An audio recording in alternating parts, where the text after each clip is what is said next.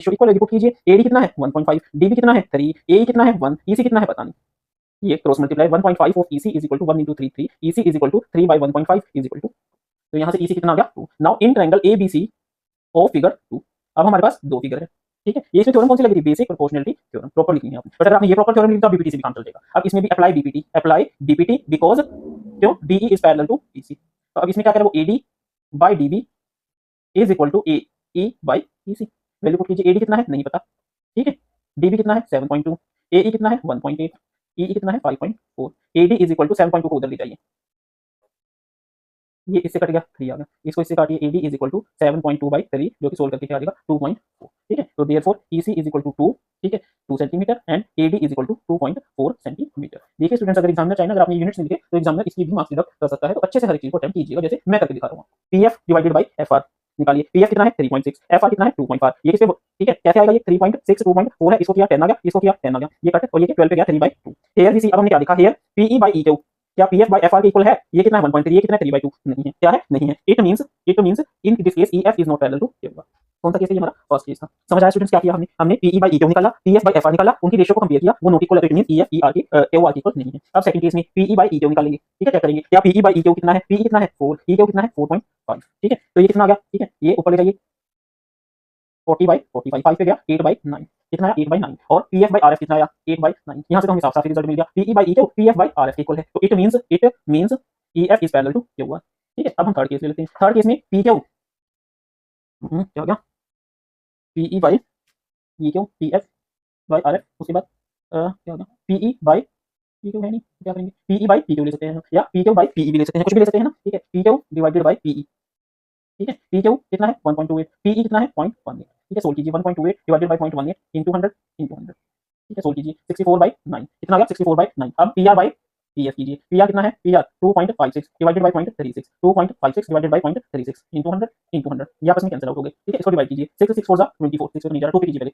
2 पे करिए 128/18, 4 फिर दोबारा से 2 पे कीजिए 64/9, here we see P Q by PE is equal to PR by PF, therefore it means EF is parallel to QR, ठीक है students, equal ratio equal proportion में डिवाइड कर रहा है, तो it means EF is parallel to QR। Triangle ABC, in triangle ABC it is given क्या given है, LM is parallel to BC, therefore by using, अब आप लिख सकते हो by using BPT, क्यों, क्योंकि ऊपर आपने BPT की फुल फॉर्म भी लिख दिया और उस थ्योरम की डिटेल भी लिख दी है, तो अब वो क्या कह रही है, AL by AC is equal to AM by AB, equation number 1 ये होगी ना, AL by AC is equal to AM by AB। अब स्टूडेंट्स कहते हैं सर ये हमें कैसे पता चलेगा कि क्या है, बेटा यही तो आपके ट्रायंगल्स की प्रॉपर्टी जो ये चैप्टर है, यही तो देखना है हमें कि AM बाय AB मांग रहा है, तो इट मींस हमने AL बाय AC देखना है ताकि हमारी एक लाइन आ जाए। अब हम सेकंड करते हैं, इन ट्रायंगल ADC में क्या कह रहा है वो, LM is parallel to CD, जो LN है वो CD के पैरेलल है, तो उसी तरीके से AL बाय AC किसके इक्वल हो जाएगा इस केस में, AL by AC is equal to AN by AD, ठीक है, but from equation 1 AL by AC is equal to AM by AB, ठीक है, so put equation 1 in equation 2, ठीक है, तो इसमें क्या कह रहा है, AL by AC है ना यहाँ पे इक्वेशन 2 में, इक्वेशन 2 क्या कहती है, फ्रॉम इक्वेशन 2 क्या कहती है, AL by AC is equal to AN by AD, यहाँ से AL by AC कितना है, AM by AB is equal to AN by AD, ठीक है स्टूडेंट्स, और लास्ट में क्या लिख देंगे, हेंस प्रूफ। इस तरीके से आपने इस क्वेश्चन को करना है, तभी आपको फुल मार्क्स मिलेंगे। थ्योरम लिखनी बहुत जरूरी है, खाली नाम से काम नहीं चलेगा यूजिंग बीपीटी। ओके स्टूडेंट्स, अब देखिए सबसे पहले हम ट्रायंगल ले लेते हैं ABC, यानी ABC। अब ABC में वो क्या कह रहा है, DE is parallel to AC, ठीक है, कैसे लिखेंगे, इन ट्रायंगल ABC गिवन क्या है, DE is parallel to AC, DE क्या गिवन है कि जो हमारा DE है वो पैरेलल है, किसके पैरेलल है, AC के। हमें क्या चाहिए, BF बाई FE चाहिए, ठीक है, तो हमने सबसे पहले एक ट्रायंगल या ABC, इसमें हमें दे रखा है DE is parallel to AC, ठीक है, तो हम इसमें क्या कह सकते हैं, देखिए क्या कह सकते हैं, that BD by DA is equal to BE by EC, ठीक है, क्या कहेंगे, BD by DA is equal to BE by EC। अब कहेंगे बच्चे सर हमें ये क्या, देखिए अब हमें पहले इनमें से कोई टर्म लेनी है ना, तो पहले हमें कौन सी लेनी है, BE और EC, तो हमने इसलिए इस ट्रायंगल को ले लिया, तो इस ट्रायंगल को लिया तो हम क्या लिखेंगे, BD by DA is equal to BE by EC। समझ आया students, BD by DA is equal to BE by EC, ठीक है, तो ये हमारी सपोज करो इक्वेशन हो गई 1, ठीक है। अब हम अगला ट्रायंगल ले लेंगे ABE, कौन सा ले लेंगे, इन ट्रायंगल ABE। अब ABE ट्रायंगल में जो हमारी DF है वो AE के पैरेलल है, गिवन क्या है हमें कि जो DF है वो AE के पैरेलल है, ठीक है, तो हम बाई BPT थ्योरम लगाएंगे, तो उससे हमें क्या पता चलेगा, BD by DA BD by DA is equal to BF by FE, BF by FE, ये हमारी क्या होगी इक्वेशन नंबर 2 होगी। ठीक है, अब हमने क्या किया, देखिए BE बाई EC किसके इक्वल था, BD by DA, second case में BD बाई DA किसके इक्वल है, BF बाई FE। ठीक है, therefore from equation 1 and 2 we get. ठीक है, अब देखिए दोनों की लेफ्ट हैंड साइड सेम है तो मतलब राइट हैंड साइड भी सेम होगी, यानी BF by FE is equal to BE by EC। ठीक है, हेंस प्रूव्ड। ठीक है स्टूडेंट्स, बहुत इजी क्वेश्चन था।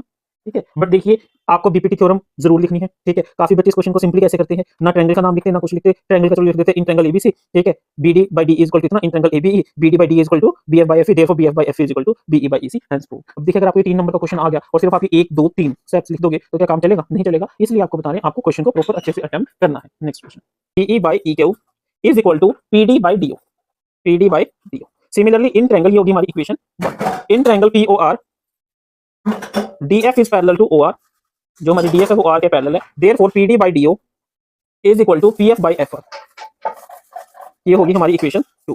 Therefore from equation 1 and equation 2, देखिए ये इसके इक्वल है तो हम जो PF बाई FR है इसको यहाँ पे पुट कर देते हैं, तो क्या बन जाएगा PE by EQ is equal to PF by FR। ठीक है, ये हमारी क्या बन गई इक्वेशन 3। ठीक है, now in triangle PQR from equation 3 PE by EQ is equal to PF by FR, therefore by BPT EF is parallel to Q। ठीक है सर, हेंस प्रूव्ड। आपने एक बार बीपीटी थ्योरम को अच्छे से लिख दिया, उसके बाद आपने 3 बार इसको यूज कर लिया इस क्वेश्चन में। ठीक है, और उससे आपका क्वेश्चन बिल्कुल ओके अटेम्प्टेशन बना जाएगा। ठीक है students, next question, in triangle OPQ, इसमें हम क्या ट्रायंगल लेंगे, ठीक है क्या लेंगे, OB बाई OB, इसमें पहले पैरेलल लिखेंगे हम, AB किसके पैरेलल है, PQ की। ठीक है, तो हम क्या लिखेंगे, OB बाई BQ किसके इक्वल है, OA बाई AP। कौन सी थ्योरम लगाई हमने, बीपीटी। समझ आया स्टूडेंट्स। अच्छा जी, उसके बाद क्या कह रहा है, AC is parallel to PR, AC किसके पैरेलल है, PR के, मतलब ट्रायंगल कौन सा हो गया, OPR। इन ट्रायंगल OPR में क्या आएगा, OC बाई CR किसके इक्वल हो जाएंगे, OA बाई AP। कैसे आया, बाई बीपीटी। ये है इक्वेशन 1 और ये है इक्वेशन 2। अब देखिए इसका कोई साइन इक्वल होगी, ये देखिए राइट साइड इक्वल है, तो फ्रॉम 1 एंड 2 उससे हमें क्या पता चला, OB by BQ, that is OB by BQ is equal to OC by CR। समझ आया, राइट हैंड साइड इक्वल होगी ना, तो OB by BQ is equal to OC by CR। अब OB by BQ is equal to OC by CR, ये कौन से triangle में आ गया, triangle OQR। Therefore in triangle OQR from, ये इक्वेशन 3 दे दीजिए इसको, मान लीजिए from equation 3 we have OB by BQ is equal to OC by CR। अगर OB by BQ OC by CR की है, therefore by using BPT converse. BPT converse का क्या मीनिंग होता है कि जो BPT कह रही है उसका रिवर्स। ठीक है, तो उससे हमें क्या पता चलेगा, BC is parallel to QR, और यही हमने प्रूव करना था, हेंस प्रूव्ड। ठीक है स्टूडेंट्स, तो ये हमारा सिंपल सा क्वेश्चन था। नेक्स्ट क्वेश्चन है, वो क्या है, मिड पॉइंट है किसका, AB का। Therefore AD is equal to D।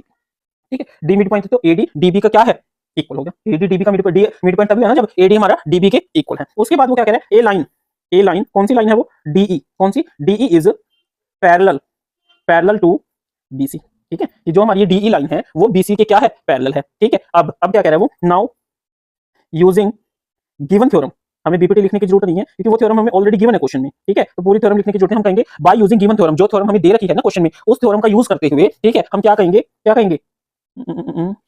DE is parallel to BC, therefore AD by DB is equal to AE by EC। ठीक है जी, AD by DB is equal to AE by EC। ठीक है, मान लीजिए ये हमारी इक्वेशन 1 है।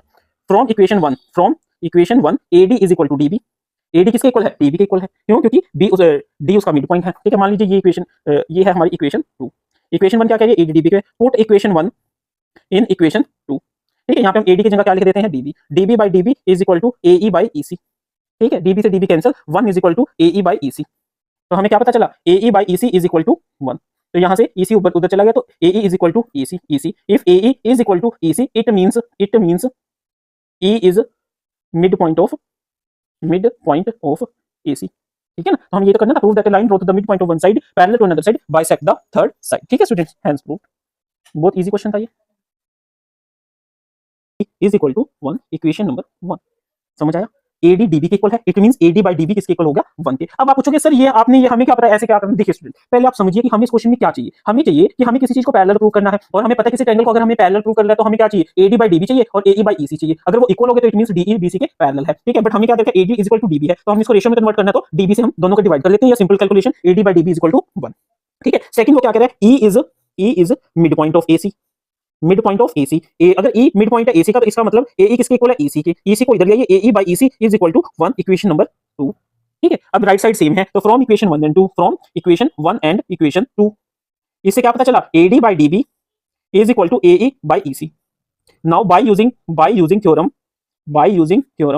given in the question, question में हमें थ्योरम दे रखी है ना, क्या थ्योरम दे रखी है, देखो पढ़ो जो आप करते आ रहे हैं। If A line divides any two sides of a triangle in same ratio, अगर कोई लाइन यानी DE, अगर कोई लाइन सेम रेशियो में डिवाइड कर रही है, ठीक है, तो वो जो लाइन है वो थर्ड लाइन के पैरेलल है, ठीक है। It means DE is parallel to BC, क्यों हमने प्रूव कर दिया AD by DB is equal to AE by EC, it means DE is parallel to BC, hence proved,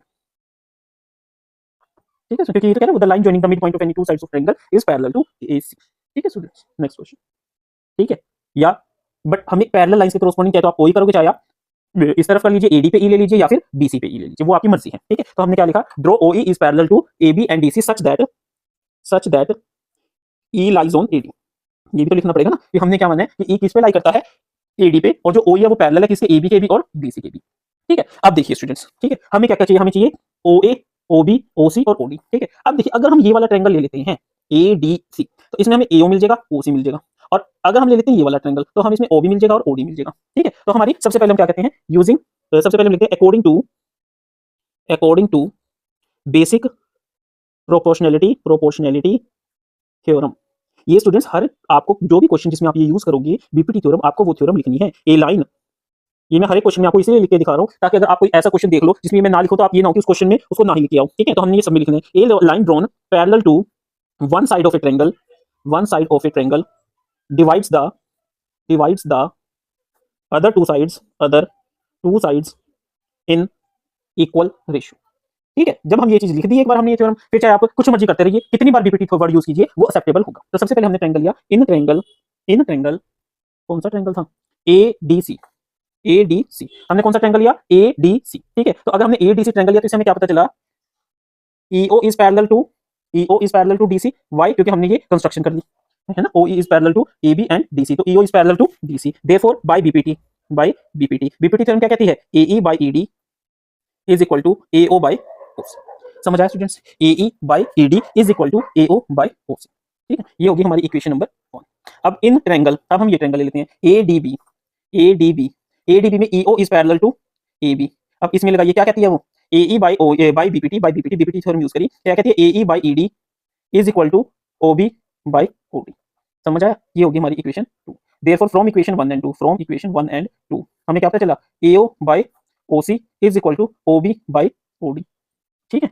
अब हम इसको इधर ले आते हैं, रिवर्स, इसको इधर लिया, तो AO by OB is equal to OC by OD। Question में हमें कैसे पूछा है, तो AO by OB को हम BO लिख लेते हैं और OC को CA और इसको DO, ठीक है, हेंस प्रूव, समझ आया क्वेश्चन। हमने क्या करी, इसमें कंस्ट्रक्शन करी, EO is parallel to AB and DC, पहले ये ट्रायंगल ले लिया, फिर ये ट्रायंगल ले लिया, उसमें जो राइट हैंड साइड हमारी इक्वल आ गई, और sorry left hand side equal आ गई, तो राइट हैंड साइड को इक्वल रख दिया, उसके आपस में एडजस्टमेंट कर दी, और जो हमें रिजल्ट शो करना था उसको हमने शो कर दिया। नेक्स्ट क्वेश्चन, हमने ADB ट्रायंगल ले लिया और हमने क्या माना, एक चीज हम लिखना भूल गए, E lies on AD and EO is parallel to AB, ठीक है, कि जो हमारा EO है वो पैरेलल है AB के, वो सिर्फ हमने पैरेलल टू AB माना है, ना कि DC के। अगर हम शो कर देंगे कि EO is also parallel to DC, it means AB is parallel to DC, अगर हमने ये प्रूव कर दिया तो इट मींस वो हमारा ट्रेपीजियम है। समझ आया क्वेश्चन, ध्यान से समझिए। ट्रेपीजियम को शो करने के लिए हमें क्या शो करना पड़ेगा कि जो हमारी AB है वो CD के पैरेलल है। उसके लिए हमने क्या किया, हमने एक EO कंस्ट्रक्शन करा जो कि सिर्फ AB के पैरेलल हमने माना, ना कि CD के, ठीक है। तो अब हम क्या प्रूव करेंगे कि EO AB के पैरेलल है, और हमने कुछ कांसेप्ट्स यूज करे जिससे हमें पता चला कि EO CD के भी पैरेलल है। अगर EO AB के भी पैरेलल है और CD के भी पैरेलल है तो इट मींस AB CD के पैरेलल है, और अगर AB CD के पैरेलल है तो इट मींस वो एक ट्रेपीजियम है।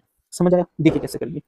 इन triangle AD, AE by ED, EO is parallel to AB, ठीक है, यूज बीपीटी थ्योरम यूज करा, तो क्या आया, AE by ED is equal to BO by OD, ये है हमारी इक्वेशन 1, ठीक है, क्या, BO by OD।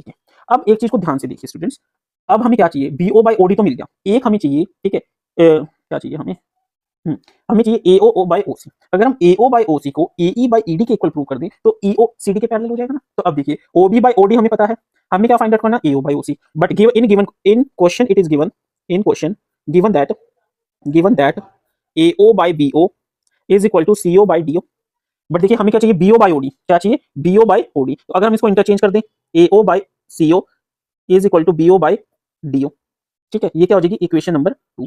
Now put equation 2 in equation 1, equation 2 को हमने इक्वेशन 1 में पुट कर दिया, BO by OD, ठीक है। तो इट मींस इससे हमें क्या रिजल्ट मिला, AE by ED is equal to AO by OC, ये मिला ना। देखिए सॉरी क्या था, बीओ बाई ओडी था ना, ये BO by OD AOC, BO by OD AO by OC के इक्वल है, इसको हमने यहाँ पे पुट कर दिया तो हमारे ये रिजल्ट क्या बनेगा, AE by ED is equal to AO by OC. ठीक है, बाय यूजिंग, ये इक्वेशन 3 है मान लो, by using BPT converse on equation 3, equation 3 पे हमने बीपीटी थ्योरम लगा दी, वो क्या कहती है, AE by ED is equal to AO by OC, therefore EO is parallel to CD, it means EO is parallel to CD. ठीक है, अब now EO is parallel to AB and EO is parallel to CD, which means EO is parallel to AB is parallel to CD, or AB is parallel to CD. If AB is parallel to CD, it proves that ABCD is a trapezium. ठीक है student, समझ आया question, थोड़ा सा conceptual question था but easy था, दो चार बार आप अगर ऐसे क्वेश्चन की प्रैक्टिस करेंगे तो आपके दिमाग में अपने आप आता जाएगा कि अगला स्टेप हमारा क्या होगा। ये क्वेश्चन जो होते हैं बहुत इजी क्वेश्चन होते हैं, इनको देख के घबराना नहीं, स्कोरिंग मार्क्स होते हैं, लिखना बहुत कम होता है, कैलकुलेशन बहुत कम होती है और आपको बहुत अच्छे मार्क्स इसमें मिल जाते हैं। Next question.